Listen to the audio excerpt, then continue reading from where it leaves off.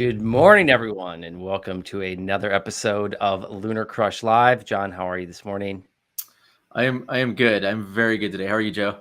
I like you got your L with the little degree symbol going this morning. That's new for this episode. On brand. Very on nice. brand. Always on brand.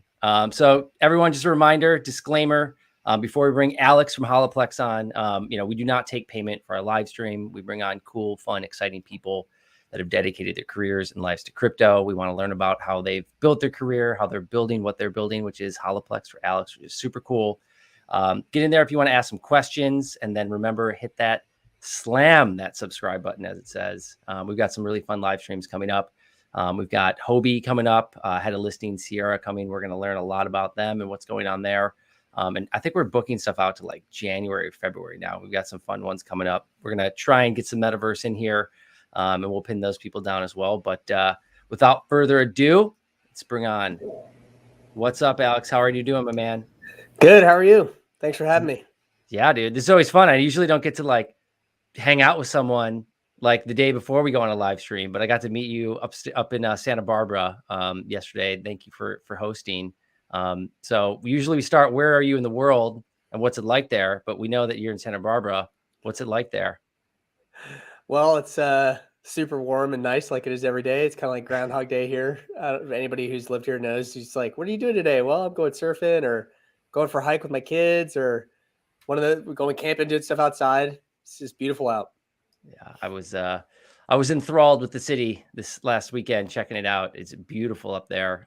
Loved it and appreciate that. So let's get into it. I have here, you said for Holaplex, like our mission is to empower creators and collectors by building a suite of integrated tools to mint, discover, and sell NFTs on Solana. So why, you're a smart guy, you could pick a million different things that you could work on in this space. What's with Holaplex? What is it? And why did you choose to go down this route? Well, I mean, number one, I really believe in the impact that Web3 technologies can have on people. And I think specifically creators, indie creators, are the early adopters of a lot of this technology and are going to help bring it to mass adoption. That's one of the reasons why I'm most excited about what Holaplex is building. So, we've built a suite of tools that enables any indie creator to just click some buttons and spin up their own little website where they can sell NFTs. And the NFTs can be audio, they can be audio visual, they can be just digital art. And yeah, I just, I've been watching the space for a long time. I've been in the space in crypto for about 4.5 years. And I really believe that I see a future where all e-commerce is running on chain and powered by these Web3 enabled websites. And for people who might not be familiar with what that means, it means that you have complete control over your data, over the revenue coming to your site, coming to your business, and over that relationship you have with your customers. I started building Holaplex. I think we were building the alpha back in maybe late July, after Metaplex was first released, which is an open source framework of all the kinds of like smart contracts and reference implementation that you would need to build anything NFT related on Solana.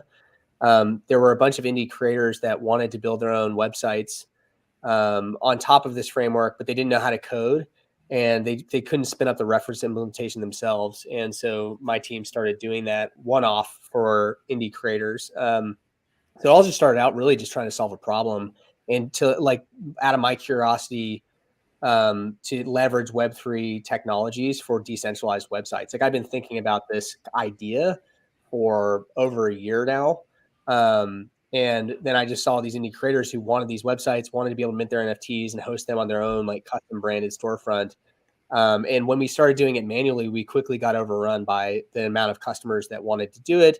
And so I challenged my team to automate it. And that's what we did. We made it so that you could really easily do it without any custom code. I want to bring up just as an example of like where this started for me. About a year ago, I met a lot of people in the space that over the last 4 years. One of them is the founder of unstoppabledomains.com.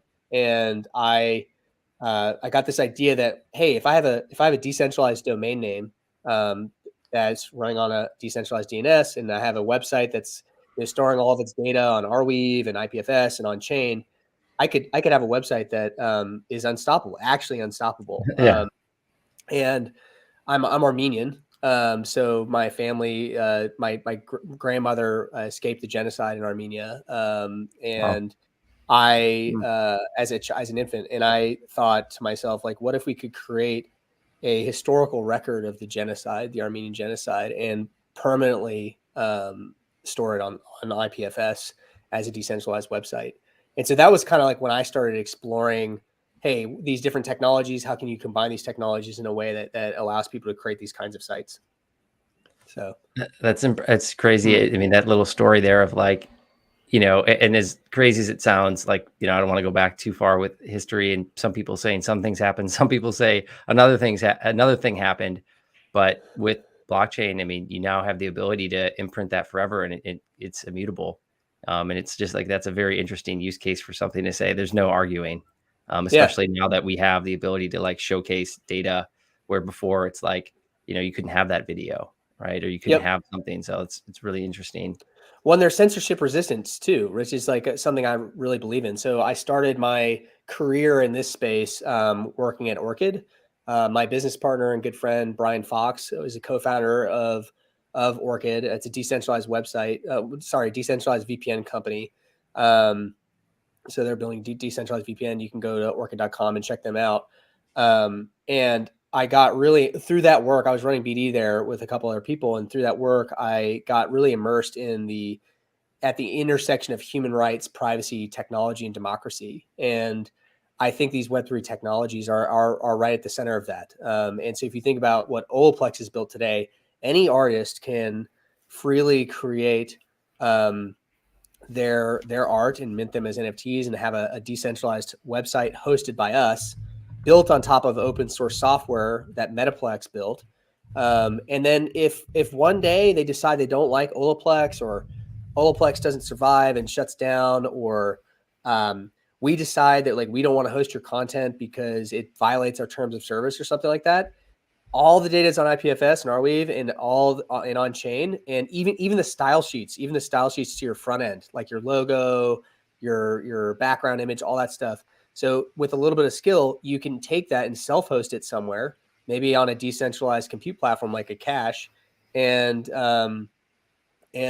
you won't be censored, right? You won't. It's censorship resistant. It just lives there with a little bit of know-how. You can actually just spin it up and host it yourself, which I think is like the future of software as a service, right? Enabling the customer to take that information with them and giving them the power and control over it.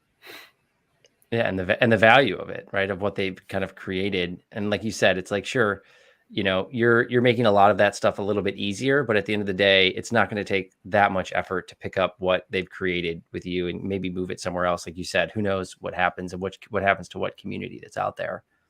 And so it seems like it's starting with kind of like spinning up an NFT marketplace or spinning up an NFT site pretty quickly. But the way you're talking about it now, it sounds almost just like a decentralized website. Yeah. I mean, I think that indie creators and the market for NFTs in that use case could be so huge that that's the only kind of template that we ever get to work on or build. It's totally possible, but I actually think what will happen is the creators are leading the way. They're leading the charge to bring all e-commerce revenue on chain.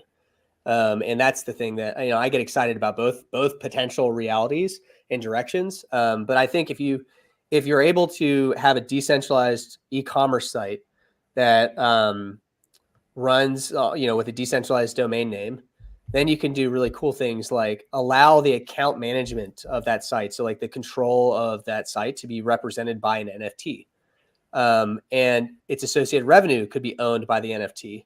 And so in that use case, now I can do really crazy things like collateralize the revenue on my website to get a loan, or I could do decentralizedpipe.com, right? So like, let's say I have a subscription website where you pay me $99 a month for some educational content. I can sell my subscriptions, my contracts in the form of NFTs to investors at 95 cents on the dollar to get non-dilutive capital to grow my business. I could sell my website permissionlessly to John like in seconds, and you would just immediately, just by transferring the NFT to you, you'd have control of the entire business. Which, you know, if anybody here has ever sold a website, like, or a domain name, it's a pain in the butt, right? It's not that easy. You got me excited, man. I'm ready to buy your site for you. You already said that you want to sell it, so just tell me how much.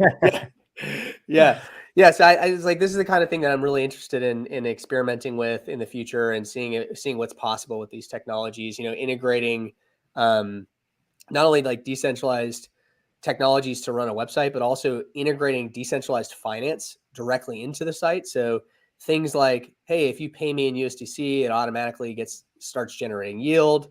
Maybe there's like other tokens that you can accept as payment that can generate yield through like automated yield farming type strategies that just are sort of like obfuscated from the user, but generate like additional revenue streams for the business owner that like they may never have thought of before. Just some ideas that have been going through my head. Yeah, we always, it's like you got my mind going with like, it's just like all of these kind of background operations that can be done, right? That like even it's like, hey, I just want to make this website and I want to sell these new like coolers, right? It's like, that sounds simple because it's like, hey, all your job is to go create those coolers and like market them. But it's like a lot of people aren't thinking about investing activities when they're just like a, standard, like if they're just trying to sell, like they're really good at art or they're really good at something else. They're not thinking about like, oh, when I get this USDT or, when I get this UST and I can get 18%, it's like right now you have to like go through this wormhole and transfer this wrap token and do all these crazy things. But in the future, it's just going to be like, hey, here's the money, point and click which one you want. Yeah. And I think it's like we're connecting those dots in the background right now, and people don't realize how impactful those things are going to be. Like you're saying, it's like, hey, you need a bridge loan for the company. It's like those operations are running in real time, and you know exactly how much money that you can borrow at any point in time. And it's going up and down based on the markets. It's like, I mean, are you guys like, how quickly are you thinking about some of those things based on where you guys are at from like a user growth standpoint and like kind of getting people onto the it's hard to say. In the near term, we're focused on, so we have the storefronts, which is our core product. We have over 2,000 creators who've launched storefronts in the last like 3.5 months. Wow. So we've seen a ton of growth. And we've got stories about creators who like quit their jobs and are just selling NFTs on our platform full time now, which is amazing to see that impact. Wow. I would say, near term, our focus is building a discovery tool that aggregates all the Metaplex listings in one place. So to make it easier for collectors to find these artists, to make them be discovered. So, we started out trying to solve a really simple problem, like, hey, help you create your website to sell NFTs. But what I realized over the last few months after talking to, hundreds of creators is that our real job is to help these creators be discovered. We're empowering them to be discovered through a suite of no code required NFT tools. And so I've started to look at this, and we were talking about this yesterday. I've started to look at the company as more of like a media company, like a brand, something similar to like Patagonia is what I would eventually like it to be, where we are producing very rich, like multimedia storytelling content that helps tell the stories of these creators. They're amazing people. They're amazing. They're so creative. The work they produce is beautiful and meaningful and impactful. And I think telling their stories and empowering them through storytelling and through these technology tools is our main focus going forward. So as far as like, when do we get to that future where we've got all these integrated DeFi stuff in the websites? I don't know yet. I don't know. There's so much to do now. Right. Just on making these storefronts and making the discovery tool and making a couple other templates that I think we need to build as performant and user friendly as possible, that I think that stuff is going to have to wait till sometime late next year. Primarily because I think things are getting much easier, right? Like Phantom just launched the partnership with MoonPay, so they have a fiat. We now have a fiat on ramp that's on Solana that makes it super easy for users to come and use an Holaplex store and just enter a credit card and get some SOL and start bidding or buying NFTs that way. But I think there's still more work to be done from a user experience standpoint across crypto, right? Like not just for us. And I think that's our focus. Like if you're going to get to a point where all e-commerce is running on chain, the user experience needs to be like Web3 ethos, Web2 performance and UX. And that's going to be a tough thing balance to strike. Yep. No, I Very agree. true. I want to go back to, earlier you were talking about privacy and censorship, and Yeah. it just got me thinking. It gets me thinking because I feel like I just personally end up in so many discussions about this. A lot of it related to politics or COVID, or even as simple as seeing crypto YouTubers get banned. Right? We see this all the time. It has me curious. What exactly is it that's going to change things? Is it a business model problem? Is it a centralization problem? Is it all the above? I mean, what do you think it's going to take to change things? I think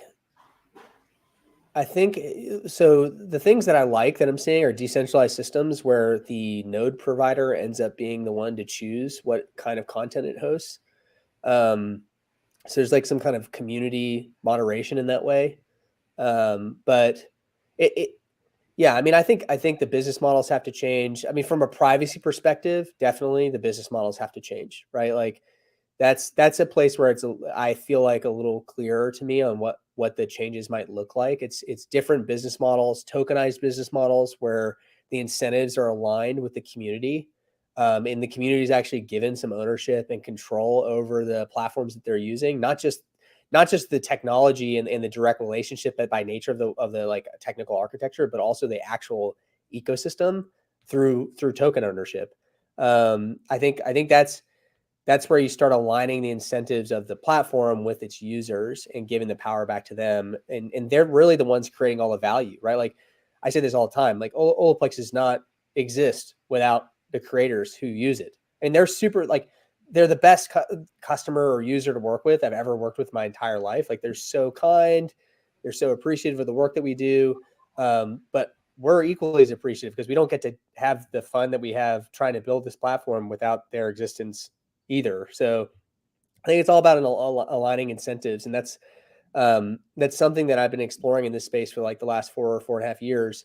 Is how do you do that? How do you align the incentives with the users to create these more symbiotic relationships instead of this extractive kind of relationship where your privacy is just continually violated? Yeah, this is really, really interesting because I think we're starting to see some real examples of this. Like I keep seeing, Bored Ape Yacht Club as an example, and all the offshoots that are coming out of that, and all these sub business models, because those individuals who hold those NFTs hold commercial rights to be able to use those NFTs, and so they're launching spin-off brands that are separate. And I find that really interesting when you think of the censorship angle, and people they have a vested stake in something versus a central entity having that stake and the user having nothing. So it's an interesting world when you start to think about some of the major social networks under that construct versus how it is today. Well, I think the other thing that's really interesting about that, and you touched on, is these self-organizing communities around these NFT projects.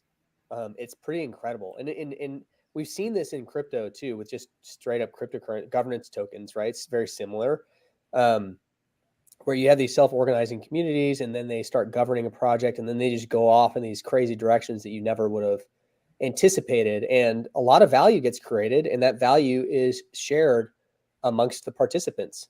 And I think you guys will probably recognize this, but people who are not in this space might not know it. But I know lots of people who are making a good living working in this space that are just floating between decentralized autonomous organizations and providing whatever their skill sets are to help grow that community in a meaningful way. And that's what they do. They work for, like, I was talking to a young woman the other day who is an events organizer, and she's organizing events for multiple DAOs, right? Like, and that's how she's making a living. She doesn't work for any companies anymore. That's insane. That's so far, like, Love it. So far ahead of like the thinking of anyone. Like, no one's catching up with her. Like, she's like, if you're already in, like, and you can get the trust and then organize in like different DAOs, that's insane. Yeah. I mean, and it's the sales, the process of getting those contracts, for lack of a better word, is like you go to a website that has governance on it, and you write a proposal, and like the community votes, and then they hire you, and then they pay you in crypto, and then it's like this crazy Wild West environment, but it's good. It's the future of work. It's the future of empowerment of individuals, I think. And you said with Holaplex, it's it says NFTs, and then it says starting with Solana or on Solana. You're talking about performance a little bit earlier. So, we're going to move to this world of interoperability. Things are going to have to work across every chain, but everyone has to kind of, at least depending on what they're doing, you kind of start somewhere. And so you guys kind of started there. Can you tell the story of why you guys kind of started in that direction? Well, I mean, Metaplex is the base, is like the underlying protocol, the smart contracts, and they also built the reference implementation that Holaplex is built on.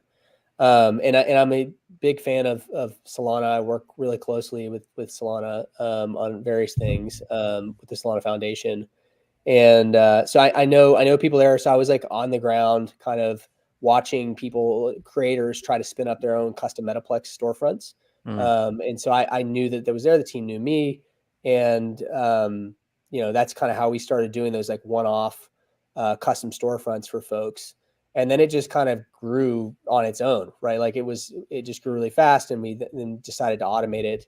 And then we went from like a handful of stores to 300, and I all of a sudden have a Discord channel filled with people needing customer support, and I had to build a team around and all this stuff. So we ended up raising around and funding a team to work on it full time. But as far as Solana goes, like back in January, I started thinking about, I was working at Orchid still, and I was also running my advisory and investment firm, Kano One. We've been active in the space for about 4 years now. And I started looking at maybe going to work for another ecosystem. I'd been in the Ethereum space and working on Orchid for a couple of years at that point. And just, the team behind Solana Labs, Raj and Toli, really impressed me. And the technology is amazing, and the community has just so much traction and growth. And I mean, from a straight up technology standpoint, the fees are so low for creators. I mean, that's one of the reasons why so many creators have flocked to Holaplex, is because it's just easier for them. The barrier to entries are so much lower to just create NFTs and sell them. And the same thing for their buyers, the fees are just so much lower and so fast. And now with like projects like Phantom just really accelerating the innovation for wallets, it's becoming even easier to do business. Go ahead, John. Yeah.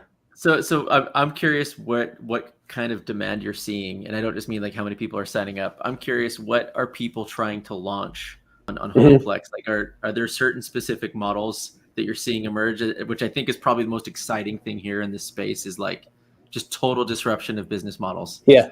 And so what some really really cool stuff. things? Yeah, there's some really cool stuff. So I mean, like Holaplex is kind of a launch pad, right? It's like the first place you go in Solana to create your NFT business. So we have like indie artists, digital artists who are creating one-of-one works that they're auctioning off. That's been pretty common.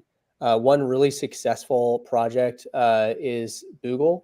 You can go to holaplex.com and check out the Boogles, but they're like a profile picture project. They took a really different approach than, you can scroll down. We can talk about Somnium Space in a second. I want to talk about them. So Boogle is that one right there. So this is like a profile picture project. And instead of doing like a generative drop where they did, 10,000 PFPs, they did them like one at a time, and they like slowly built community. And they're kind of taking like the urine finance approach in the sense that they're doing a very limited supply, like only 100. And it's really taken off. Like those auctions have been selling for 600 SOL a pop, which is a lot of money. Wow. The price of SOL is at like $200. And it's become like this social club in their Discord of like a who's who of the space. I don't personally own one. I actually personally tried to not participate in the auctions because I'm the founder of the project. So I kind of like, don't want to front run the bids and whatnot. But like that's, you can see that it's been really popular. Wow. Another one that I would talk about is Somnium. This is one of the ones I'm really excited about. So when we started, it was like indie artists were our focus, but it's actually expanded to be like indie creators. And underneath that, you have indie artists, so digital artists, indie gamers, and indie musicians that are using Holaplex as a tool to kind of launch their NFT collections. And so Somnium Space is a Metaverse project that came over from Ethereum. They're like one of the top 4 metaverse projects over there, and they're selling digital assets in the metaverse. So you can own a piece of Solana district by going here and bidding, and you can see they've been very successful over the last. This was their first. They're on their second week now of auctions, and yeah, you can go buy parcels, and you can see the bids there are getting quite high, and own a piece of the metaverse. And so it's interesting to see, like, everybody, when you think of the metaverse, you think of like having to wear, Oculus goggles or something like that in order to participate. But actually, they're using these storefronts as sort of the IRL 2D way to auction off the different assets that then you would interact with and own as you're navigating the metaverse later on. That's an interesting point. I mean, how do you see e-commerce evolving with all these different metaverse projects that are all? It's like a new one a day I keep hearing about. There's so many. Yeah. Well, so two things. I think, like, one, I think there's always going to be a need for some interface that doesn't require you to wear a headset to interact with the metaverse. And I interviewed a guy that's building a really cool company. Let me look it up real quick. That's doing just that. They have a hologram. It's called. Why am I missing this? Hold on, I gotta look it up. He needs to know. Sean Frayne is the guy's name. And I'm just pulling up his email address. I sent Sean some leads today. Yeah, right. Yeah, totally. His stuff is awesome. And the company, I'm sorry, Sean, if you're watching this, that I'm Looking Glass Factory. I just totally blanked. Looking Glass Factory. They have not. This is like a really cool hologram company, and they've taken a really different approach to the metaverse. So instead of saying, hey, the metaverse is going to exist only in like glasses and Oculus Rift type interfaces, they have like what is essentially a picture frame. And, it can be like this big, or it can be a big screen, and you can walk up to it and interact with it. And there's a developer SDK. And I think this is going to be a really way that you can beam into or out of the metaverse and into the real world. And it's going to be like a really key layer to making it user friendly for most people. I'm sorry, I was like looking that up and I forgot what your original question was, but like from an Holaplex standpoint, like, I'm really excited about seeing games, metaverses, sort of like bootstrap their communities by doing auctions and sort of like pre-selling assets for their in metaverse use cases. And then I think that there's going to be, just like, Web 1.0, Web 2.0, now Web 3.0, there's patterns that have happened every single time. Like, there's going to be a builder, probably, maybe Holaplex will build it for like a storefront in the metaverse. You're going to want to be able to build that and sell stuff. And like, those tools will need to exist. And there'll probably be a version that you build your little storefront on your desktop. And there'll probably be a version where you like wear haptic gloves and you've got your, Oculus Rift on, and you're like moving objects around with your hands to build your storefront. And there's going to be the same, just a 3D representation of e-commerce happening. And how do you see the role of these centralized companies, such as, the one that just changed their name, that has part of the word metaverse in it? How do you see them playing into this? It's going to be interesting. I really think that open source permissionless networks are like Solana are the thing that are going to power the metaverse and frameworks like Metaplex, right? I think that's the future. You need a permissionless open source free suite of tools to build the metaverse and to make it so that it is interoperable with a lot of different ecosystems and software, applications.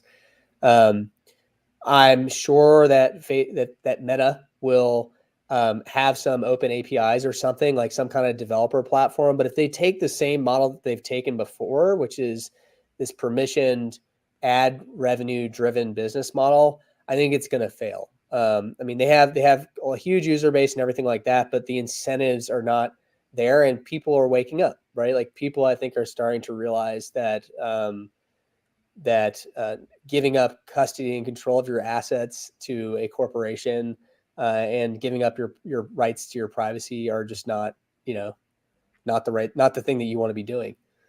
I don't know. Does that answer your question?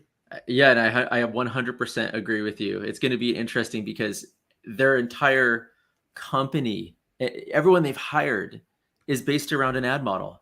We've worked at digital agencies, big agencies, and Facebook kept clipping people away from us to go work on the advertising side of their business. So it's sort of like, now imagine, oh yeah, by the way, Facebook, 2/3 of the people you hired for advertising purposes, we're just going to change our business model. And that's hard. That's really hard when you're a public company. You need to keep the revenue coming in, and to just change that model is like, I mean, that's hard for a private company, let alone one that's as big as Facebook was. It is, I should say, for now. But totally agree with you. That's a great answer. I mean, I think if anything, it points to the traction that this idea of the metaverse has, that they're making such a big play into it. So I don't think it's a bad thing at all. I think it's probably good for the industry. But do I think that they're going to maintain their dominance and be able to transfer it over? I don't. I think the Solana ecosystem and really the cryptocurrency and blockchain space in general are just going to vastly outpace the rate of innovation and development, and the shipping of actual metaverses where people can interact. It's gonna move a lot faster. And just to add to that, it's like the trust, right? Like when you start interacting in these kind of like deeper layers of Web3, and you're in a metaverse, you're in even just utilizing some sort of like DeFi platform, there's a trust to knowing like this is my wallet. And this is what I have in my wallet. And like, I can then relinquish access, at any point in time to this thing that I'm utilizing. And it's like, I can't think of a company that might have less trust right now abroad than like someone like Meta or Facebook. And it's, for them to go out there and say, hey, all trust us with all of these things, I think is a different sell than maybe they had 5 or 10 years ago. And it's going to be tougher for them to kind of build some of this stuff where it's also like, how do you rally the creativity of like the people internally there as well, when it's like these, small, like all these creators can now do their own thing. Right. So it's like, I think like what you're saying, like building the platform and the framework and the protocol for those people to go build on now, and they can do it themselves. It's like, Facebook will never be able to like outperform like a million entrepreneurs that are super creative and have like an artistic twang. There's no chance. Yeah, I mean, it's trust and it's incentives, right? Like, I mean, token economics and decentralized, Web3 technologies that give you control of your data and control of your assets in a permissionless fashion. Those incentives are very hard to combat as a centralized extractive corporation. And so they're going to have to drastically, like you said, John, they're going to have to drastically adjust their business model. And I just, to compete. And I just don't see that happening. I mean, you just look at the growth of some of these like play to earn games in metaverses and stuff like that we're seeing that are just nascent, right? Like they've not even been alive for a year and they're exploding in, Axie. And look at Axie. It's insane. Yeah, Axie, right? Like, it's the future, and it'll be interesting to see. Like maybe like 6 months from now, we do another show and they've actually shipped something that we can talk about. There's another interesting point here where if you go way back in like pre-Facebook and think advertising, and advertising used to be all over the place. There was banners all over the place. You were in newspapers, you were doing TV, you were doing all this stuff, and then Google came in, Facebook came in, bid things up. Now it's expensive, right, to even advertise on these platforms. For what? To get a click, or a lead form for people to centrally host like someone's personal information. It's not a good model. And so what's crazy to me is I talked to lots of people at lots of different agencies. I had a conversation yesterday where someone that's working for a major automotive brand was saying their clients they want to tone down advertising, tone down the advertising. They want to do more explorations with NFTs, with blockchain, with different solutions for their customers and their users. And it's like those conversations are happening, which cuts off the ad model that feeds the centralized company that their entire business model is based on. So it's almost like the ecosystem is going to change around them if they don't. Yeah, So it's going to be an interesting next 2 years for sure. Yeah, it's interesting too when you talk about that. I think they're starting to see the power that these self-organizing communities can create, right? The power and value they can create for a brand.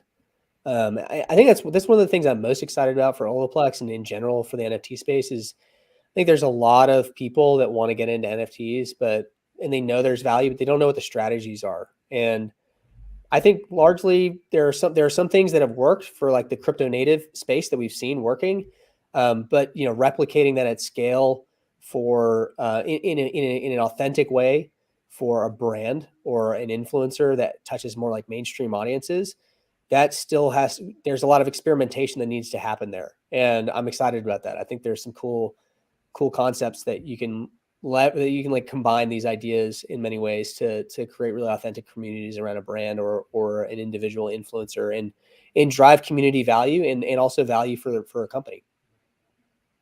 I love conversations like this one so much because it just confirms how much the world's all about to change. Yeah. Like you can't there's a level of I think some of the brands that we know will adapt and evolve, but it's really hard for them. They're all held again, especially if they're a public company. They're really held to the traditional business models out there. And so to just change is more like it's like a fun experiment versus them actually changing. It's really going to be an interesting next few years, undoubtedly. Agree. Yeah.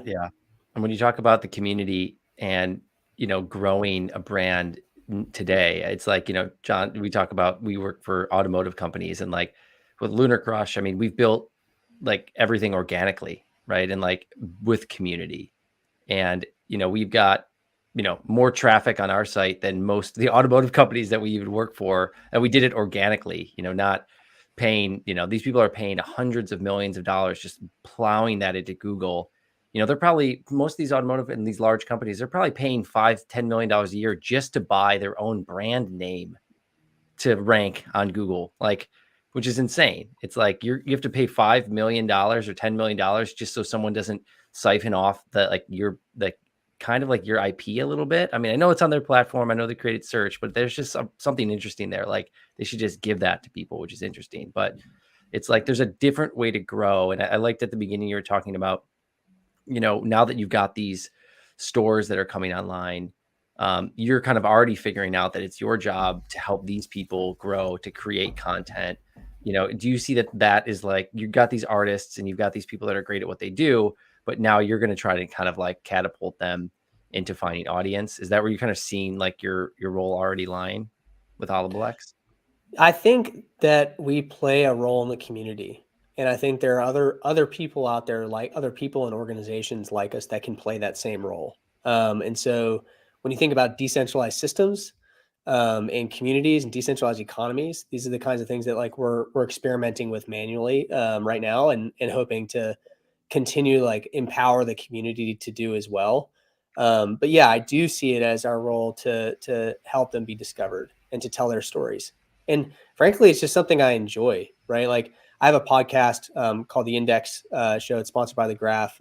Before that, I was the host of a podcast over at Orchid called Follow the White Rabbit. And I started that show because COVID hit, and I was at like every single conference in the space, meeting all these people, these awesome people from the industry and making these relationships. And then all of a sudden I couldn't meet them anymore. So I was like, all right, well, I'll put together a podcast and maybe it'll be a good BD tool. But more importantly, like so many people are just like out in my sphere, but like outside of crypto, like have no idea what I do. Right. And I was like, all right, I want to tell the stories of these people like you who are exciting, who are pushing the boundaries of what's possible and like who share the same ethos that I do around like Web3.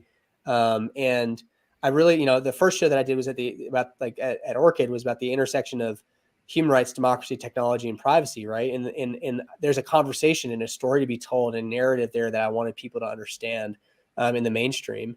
And at the Index now, like that show is all about Web3, and it's largely the same kind of benefits and conversations. But yeah, I think in general, telling stories about how users are empowered by these technologies and helping them be discovered is key to continuing to educate the world about why this is important, why what we're doing is important. That's an interesting thing to perhaps even quantify, because it's one thing to run a Web2 business and you look at what your success metrics might be, and there's lots of third-party analytics tools you could plug onto your site that'll track everything, right? But that doesn't really exist in this new world. And so it's interesting when you talk about empowering other individuals. Do you look at that as like a success metric, and what do you look at for success metrics with what you're doing? Yeah, I mean, I think for our creators in our current model, it's pretty simple. Like, are they successfully able to mint NFTs and build community and sell those NFTs and earn a living? And I think the answer is yes, many are. But how do we help empower them to do that better and become more and more successful? And how do we help them teach other people to do that? So how do we bring more and more creators into the ecosystem and show them about how they can build their personal brand and how they can promote their art and their work? And I think a lot of that boils down to, John, like the question you asked earlier is like, what are the strategies? What are the different use cases and how are people building community? And it's still early days. So I think it's a big part of our job is like helping figure that out, and then creating the tools to empower them to do that. And also just like the know-how, right? Sharing via content marketing, like the different strategies that can work. And then because these communities are self-organized and empowered, they are self-organizing and they are empowering others, which is very interesting to see. Yeah, most definitely.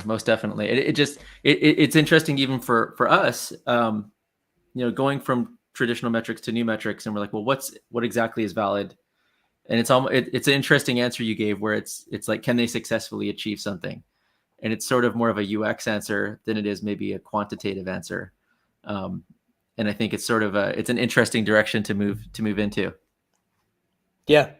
I mean, a lot of it has to do with UX, right? Like, I think you guys have been in the space long enough to know how hard some products are to use. And if we're going to get mainstream adoption and empower, 1 million creators, we have to build products that they can use.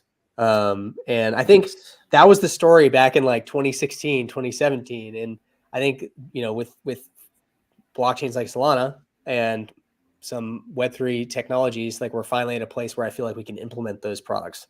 It was much harder even a few years ago than it is today, I think. I've got a question actually for both of you guys. Like, how far away are we from like McDonald's like minting an NFT and like it's local to like my area? And if I like, or Starbucks, like someone like that, how, like some like kind of traditional company, how close are we to them to minting an NFT? And it's like, hey, I've got this level access NFT, then I have this many McDonald's or Starbucks token, and I can now go there, like, and just get my coffee or sandwich or whatever it is, because I'm holding this much token, or like, just some other model like that. Are we like, is this like, are we a year away from this? Is someone going to surprise us? They're like working on it right now. What do you guys People think? are experimenting with this kind of thing every day. I mean, if you're McDonald's listening or Starbucks and you want to talk about how to do this, hit me up. My DMs are open. I know the right people to help with that. It's not really the core focus of Holaplex, but it definitely can point you in the right direction for doing some custom stuff on Metaplex.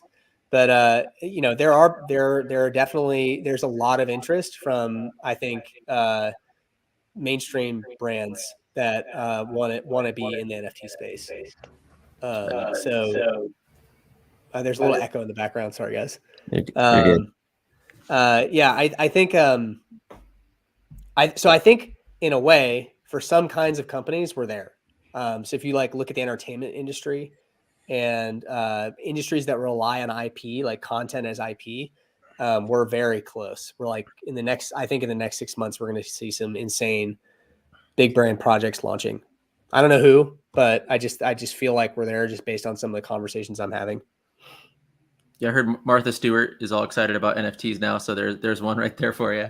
Yeah, I mean, doesn't get any more mainstream than that, right? That's exactly.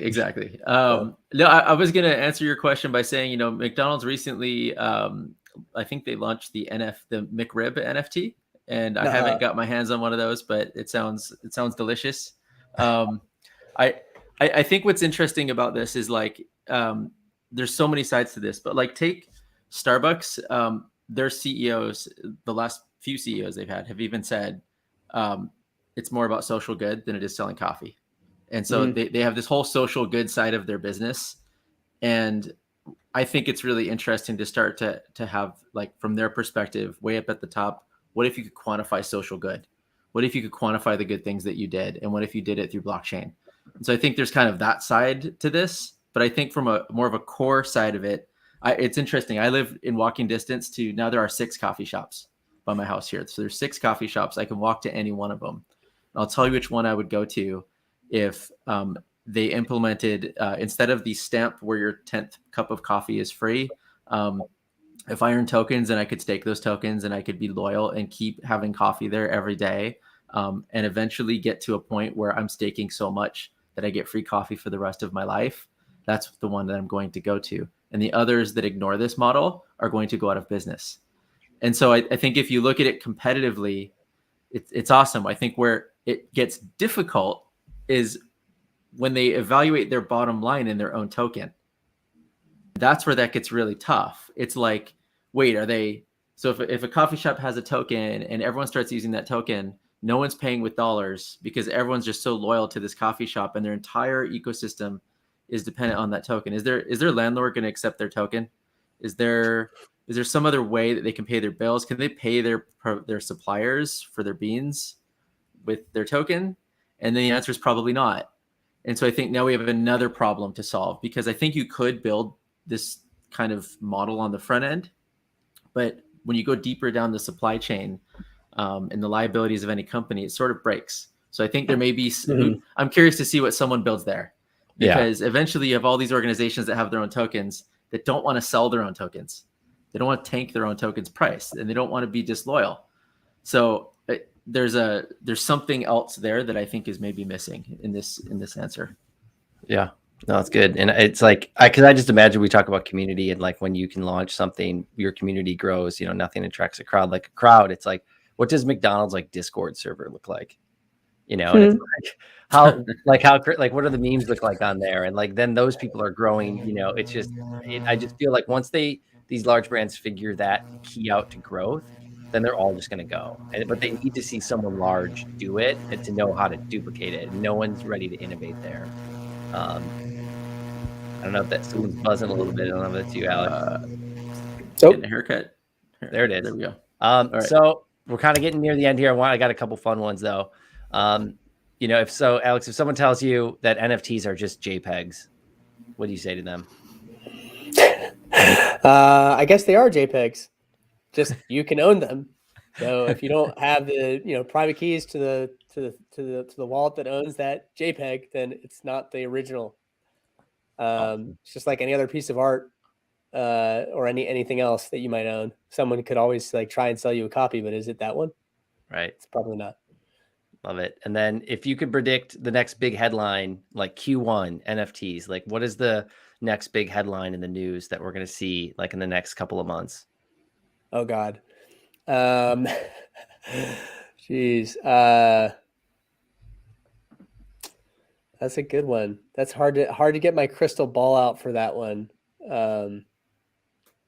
I would say, I don't know. It'd be awesome if the headline is millions of creators empowered by NFTs. Yes. I'd love to see something like that, or the next Beeple was discovered on Holaplex. I like that one. Something like that. Yeah. John, do you have a guess at the next headline? Oh, come on, man. You put me on the spot. I got one. First $1 billion NFT sale. That's a good one. Yeah, I could see that. But wasn't it suspect that $500 and something million sale for the CryptoPunk, was that real? No, it wasn't real. Yeah. It wasn't real. Yeah, there was something I couldn't believe that coming across. I was like, I'm suspicious of this one. I do agree with that. I think you'll see $1 billion sale, but I think you're going to see some like mind-blowing brands that you know of that really, really heavily get into the space in Q1. So, and I think what's in Q1, Super Bowl's in Q1. What do the biggest brands do? They go crazy during Super Bowl. So I think you're going to see something during Super Bowl with a big brand that relates to NFTs. Okay. I think that's a pretty good guess. All right, Alex, tell us last one. What does Holaplex look like this time next year, and what do people have to look forward to? Oh man, Olaplex has at least 5 different templates that you can use by the end of next year. We've got a decentralized discovery tool built where you can go and find artists and discover them and discover creators and collect their work. And we are close to 1 million creators on the platform. That's what I want to see in a year. Awesome. Beautiful. And then, so where can people find you guys? Just holaplex.com, on Twitter. Yep. Yeah. Olaplex.com, at Olaplex, at AF Kehaya. You can see it here if you're on the live stream. My DMs are open. If you're doing cool stuff in the space, hit me up. Yeah, that's the best place to find us. Discord, best place to get support if you need it. If you're a creator out there, we'll help you out. Well, appreciate you coming on. This was awesome, John, as always, and everyone listening. Thank you guys so much. And this will be on podcast. We'll throw it up on Anchor. It goes to Apple, Google, you name it. Alex, dude, appreciate it, man. We'll chat with you backstage.